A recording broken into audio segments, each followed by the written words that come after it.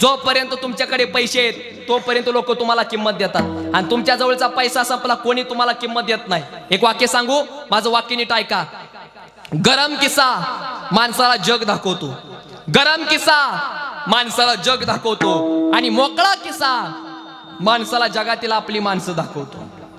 पैसा माणसाला वर घेऊन जाऊ शकतो, माझं वाक्य नीट ऐका बरं का आता.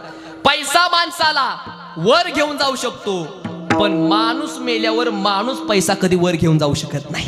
कळायला लागले तुम्हाला माझं वाक्य? कळायला लागले तुम्हाला माझं वाक्य? म्हणून भरपूर पैसे कमवा, पैसे कमवलेच पाहिजेत, भरपूर पैसे कमवले पाहिजेत बरं का. चोपदार, तुमच्या घरामध्ये बिस्किट असली पाहिजे, ती कशाची?